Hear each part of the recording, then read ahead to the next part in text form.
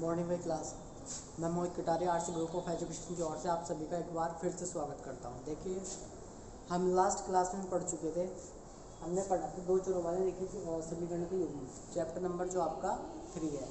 और chapter number 3 में हमने एक्सरसाइज लगाई थी, यानी कि प्रश्नावली करी, तो हमने 3.1।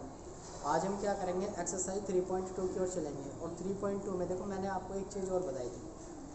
लास्ट एक्सरसाइज में मैंने दो इक्वेशन थी और दो इक्वेशंस को कैसे सोल्व करना था, मतलब कैसे हल करा जाएगा और कैसे उसको ग्राफ बनाना सिखाया था। ठीक है, ये चीज़ मैंने आपको सिखा दी थी। आज देखो, इसमें ना दो, देखो ग्राफ क्या है ना, जो तीन ही तरीके के ग्राफ बन सकते हैं। ठीक है, हम देखें कि ग्राफ कितने तरीके से बन सकते हैं। ग्राफ आप देखो किस तरीके से बन सकते हैं। एक तो जैसे हमारी ये एक्स एक्स है और ये वाई एक्स है। ठीक है, एक एक्स एक्स है और वाई एक्स है। मान लो यहाँ पर कोई रेखा है, ये हमने ली और एक ये ली। तो ये क्या करते हैं, जब ये दो लाइनें एक दूसरे को क्या करें, सेक्ट करें। मैं मानता हूँ ये लाइन फर्स्ट है और ये लाइन 2 है। मतलब हमारे पास दो इक्वेशन थी। जब दो इक्वेशन एक दूसरे को किसी पॉइंट पर कट करती है तो उसे बोलते हैं प्रतिच्छेदित रेखा। क्यों, रेखा क्या कर रही है, आपको प्रतिच्छेदित कर रही है। ये पॉइंट है, ये कौन सा पॉइंट है, प्रतिच्छेदन बिंदु। ठीक है, बिंदु तो है प्रतिच्छेदन बिंदु। अगर कंडीशन की बात करें तो कौन से भाई, प्रतिच्छेदित। ठीक है, प्रतिच्छेद करते हैं। तो ये कब है, जब दो रेखाएं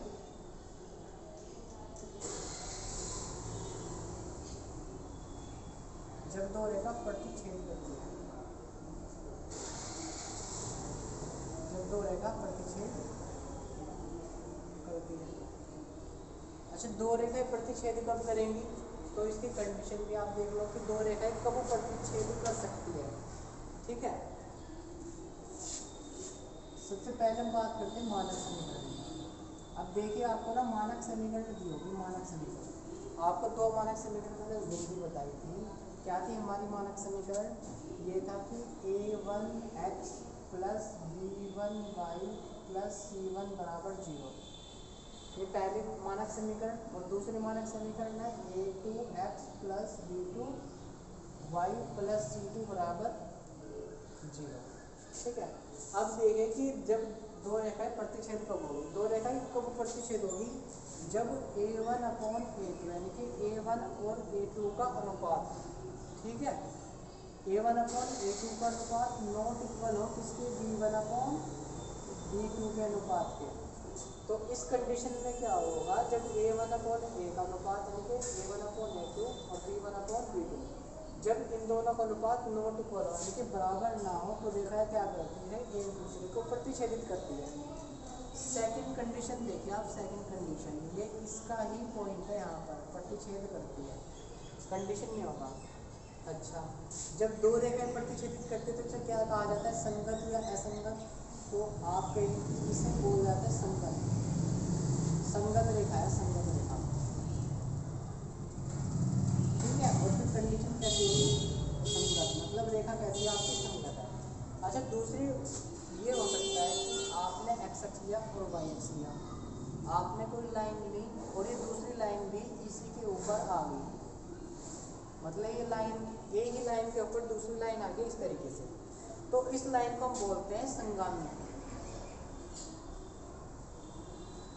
क्या बोलते हैं भाई, संगामी।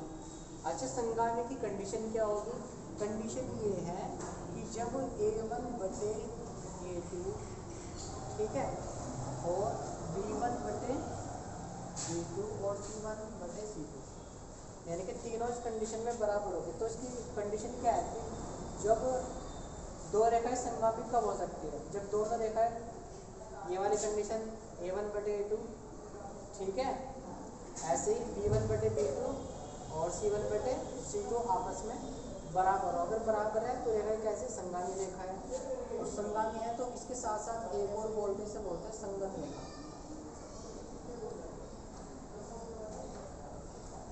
संगत रेखा। आपको जो एक्सरसाइज 3.1 है, 3.1 में देखो क्या कहेगा, या तो ये कहेगा कि आप ये कंडीशन बताइए कि दो रेखाएं कब प्रतिच्छेदित हो सकती है, या फिर वो आपको कह सकता है कि दो रेखाएं कब संगामी हो सकती है, दो रेखाएं कब जो है समानांतर हो सकती है। समानांतर की कंडीशन बताऊंगा। या फिर वो पूछ सकता है कि कौन सी कंडीशन में जो दो रेखाएं संगत होगी, कौन सी रेखाएं असंगत होगी। तो मैंने बताया आपको, अगर ये वाली कंडीशन है, दो रेखा दूसरे को प्रतिच्छेदित करते हैं तो कंडीशन उसकी ये है। इसके बाद ये संगत रेखा कहलाती है। अच्छा, जब दो रेखाएं संगामी है तो कंडीशन ये होगी, ये भी क्या कहलाएगी आपकी संगत रेखा कहलाएगी। अब तीसरी कंडीशन की बात करते हैं, क्योंकि मैंने तीन ही कंडीशन कहा था आपको कि तीन ही कंडीशन होती है आपकी। कौन कौन सी होती है अब वो देखते हैं आप। तीन कंडीशन कौन कौन सी आपकी हो सकती है।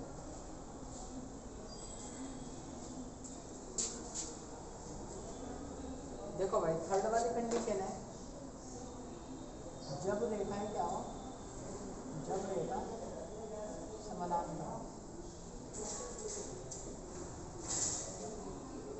जब रेखाएं समानांतर हो, ये आपके एक्स और ये वाई एक्स, मान लो दो रेखाएं इस तरीके से है तो कि ये एक दूसरे को कहीं पर भी कट नहीं करती। ये लाइन L1 है और ये L2, मतलब ये पहली लाइन ये दूसरी लाइन इस तरीके से है, ना तो ये एक दूसरे को टच करती है, ना ही कहीं पे प्रतिच्छेद कर रहे, ना ही एक दूसरे के संगामी है।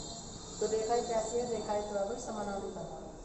कैसा बोला जाएगा इन्हें, रेखाएं कैसी है, समानांतर है।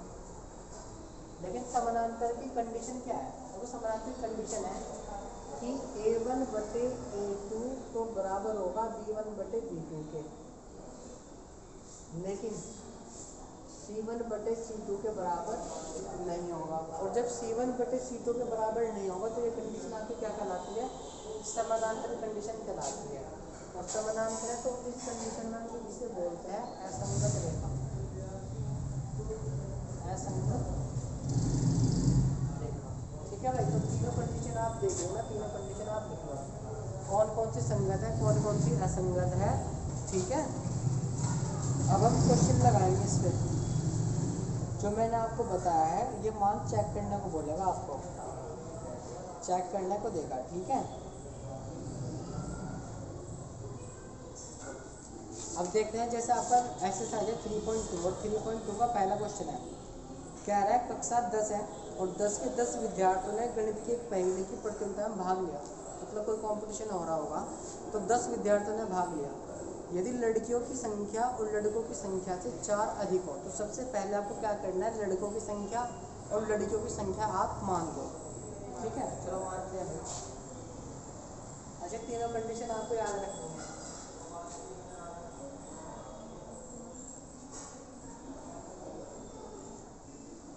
ठीक है, तो हम मानते हैं कि माना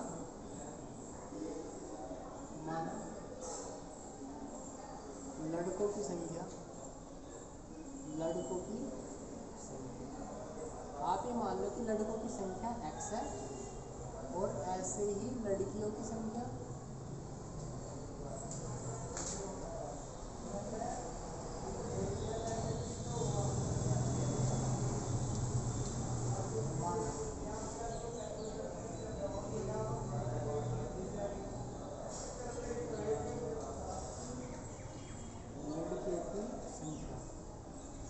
लड़कियों की संख्या आपने y मानी। ठीक है, अब कह रहा है टोटल तो कितने हैं, कि लड़की और लड़कियों की संख्या टोटल कितने हैं प्रतियोगिता में, प्रतियोगिता में भाग लेने वाले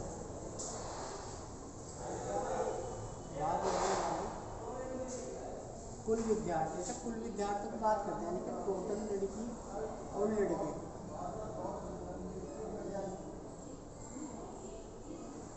टोटल विद्यार्थी कितने हैं, तो टोटल विद्यार्थी लड़के प्लस लड़कियाँ, और लड़के प्लस लड़कियों की संख्या कितनी है, टोटल 10 है।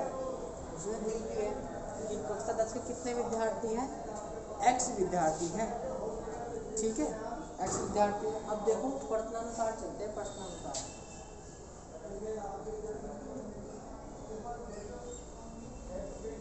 प्रश्नानुसार देखो, ये कह रहा है कि यदि लड़कियों की संख्या लड़कों से 4 अधिक है तो लड़कियों की संख्या कितनी है भाई, लड़कों की संख्या है, लड़कियों की संख्या है 22, 4 अधिक है, 4 अधिक है किससे, लड़कों से। तो ये आ गया आपकी पहली समीकरण और ये आ गया आपकी दूसरी समीकरण। मतलब लड़कियों की संख्या क्या है, लड़कों से 4 अधिक है तो प्रतियोगिता में भाग लेने वाले लड़कों की संख्या और लड़कियों की संख्या बताना है। तो आपको करना क्या है भाई, देखो रेखिक समीकरण का जुगनू बनाना होता है, जुगनू मैंने आपको बना के दे दिया। ये एक रेखिक समीकरण है, ज़्यादा से ज़्यादा आप इसे ऐसे कर सकते हो कि y माइनस एक्स बराबर 4, इसे ऐसे लिख सकते हो आप ज़्यादा से ज़्यादा। ठीक है, अब आपको करना कुछ नहीं है, मैंने आपको ग्राफी विधि बताई थी, ग्राफी विधि से इसे हल करना है बस, और कुछ नहीं करना। और लड़कियों की संख्या से हमें बतानी है। ठीक है भाई, कि लड़कों की संख्या कितनी है, लड़कियों की संख्या करनी है।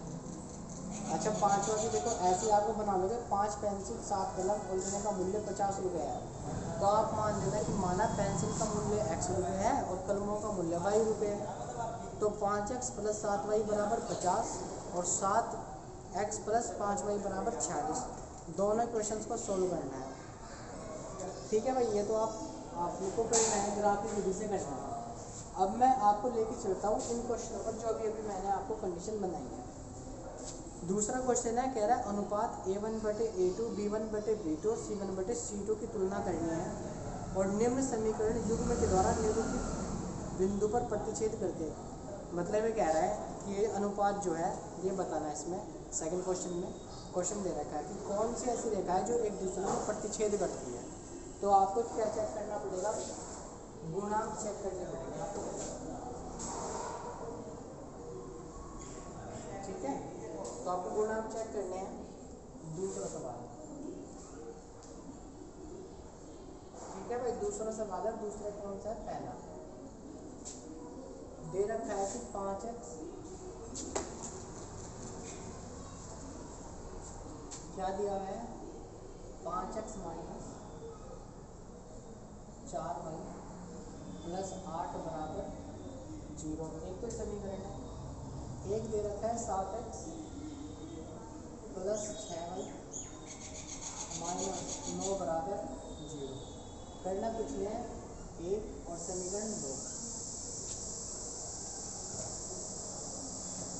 तो आप लिखेंगे कि दिए गए समीकरण की दिए गए समीकरणों की तुलना दिए गए समीकरणों की तुलना मानक समीकरण से करने पर मानक समीकरणों से मानक समीकरण से जैसे तुलना करने, मानक समीकरण क्या थी हमारी, a1x + b1 y + c1 = 0 और a2x + b2 y + c2 = 0। आप इनको भी कुछ नाम देखो, ये मान लो कि तीसरी इक्वेशन है और ये मान लो कि आपकी चौथी इक्वेशन है। आपको लिखना है अब समीकरण एक की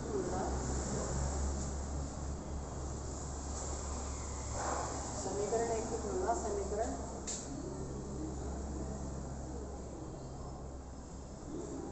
3 से करने पर करो भाई।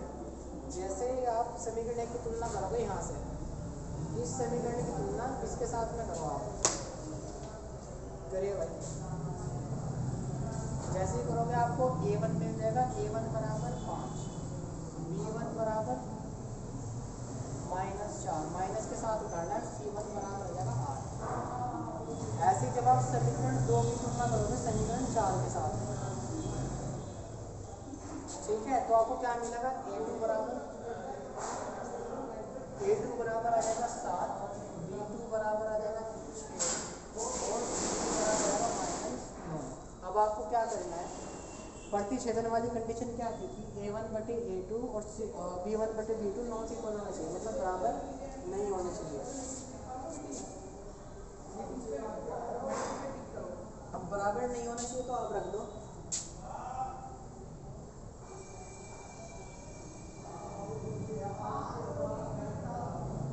जब देखा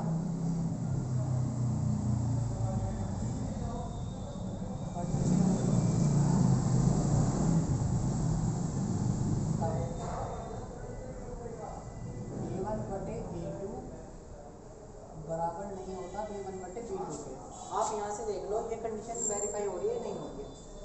A1 बराबर रखो आप, A1 कितना है 5, ऐसे आप A2 रखो 5/7,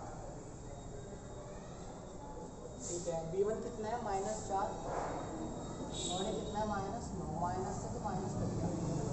अभी मुझे नहीं पता कि क्या है, जैसे ही हम करेंगे 5/7, हमने देखा 4/9 के नॉट इक्वल है, और नॉट इक्वल है तो ये क्या करती है, रेखा एक दूसरे को प्रतिच्छेद करती है। और रेखा कैसी आपकी संगत है या असंगत, तो आप कहोगे भाई संगत रेखा है। ऐसे आपको दूसरी इक्वेशन भी चेक करनी, मतलब सेकंड क्वेश्चन का, सेकंड वाला और थर्ड वाला भी। अच्छा, ऐसे ही थर्ड वाले क्वेश्चन में आ जाओ, आपको ये बताना है कि युग्म संगत है या असंगत है, ये भी आपको करना है। ग्राफीय विधि से छोड़ दो आप, देखिए समीकरण के युग्मों से युग्म संगत है असंगत। सबसे पहले क्या करना है, देखो फोर्थ क्वेश्चन में कह रहा है कि युग्म संगत है असंगत है, तो आप ऐसे ही चेक करो ये क्या होता था, संगत। ऐसे ही चेक करनी है आपको कंडीशन, जो संगत है संगत लिखा, फिर उसे ग्राफीय विधि से हल करना है। तो आपकी एक्सरसाइज पूरी हो चुकी है, बस इसका मतलब ये है आपकी एक्सरसाइज पूरी होगी। ग्राफी पूछा ग्राफी विधि सोल्व कर दियो, और संगत पूछेगा संगत बता दियो, संगत पूछेगा असंगत बता देना, ठीक है। फिर हम अगले क्लास में मिलते हैं और एक्सरसाइज 3.3 की बात करते हैं। अब हम क्या करें, कुछ और मेथड पढ़ेंगे, किन्हीं दो समीकरणों को हल करने के 2-3 और भी मेथड है, वो पढ़ेंगे अगली क्लास में, ठीक है। तो ठीक है भाई, ये एक्सरसाइज कर लेना, आपकी एक्सरसाइज है 3.2।